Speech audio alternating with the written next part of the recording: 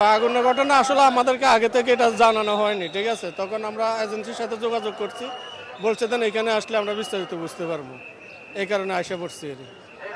এখনও তো শিডিউলে আসে নেই, এখন ভিতরে যাই দেখি কি অবস্থা। আসলে ওইটা আমাদের জন্য ব্যাপক প্রবলেম।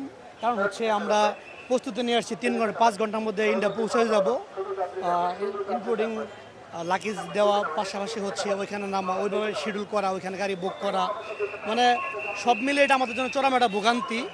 আমি জানি না আমরা এই অবস্থা থেকে কবে বের হয়ে আসতে পারবো। এটা সত্যিকার অর্থে বাংলাদেশের জন্য এটা চরম, মানে ওভারঅল যদি বলি খুব খারাপ সিচুয়েশন আমরা অবস্থান করতেছি। আমাদের জন্য বিরক্তকর পরিবেশ, কারণ এটা হলো আপনাদের আমরা ফোন করে বলছি, তাদেরকে বলার পর বলতেছে যে হ্যাঁ টিকিট ঠিক আছে, এখন এয়ারপোর্টে আসার পর ভোগান্তি, এতে তো আমাদের জনদুর্ভোগ না। কালকের ঘটনা তো আমরা এখানে তো ডিউটি ছিল না, আমরা আসছিলাম হলো 1 নম্বর গেট, বিমানবন্দরে 1 নম্বর গেটের ডিউটি। আমার সাথে 9 আনসার 1 এপিসি।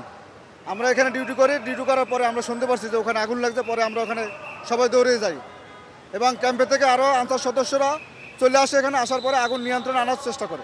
এখন পর্যন্ত কোনো যাত্রী আমাদের কাছে বলে নাই যে স্যার আমাদের ফ্লাইট ডিলা হয়েছে অথবা লেট হয়েছে, আমরা পরবর্তীতে কখন যাব, এখনও কোনো যাত্রী আমাদের কাছে অভিযোগ দেয় নাই, বলে নাই স্যার।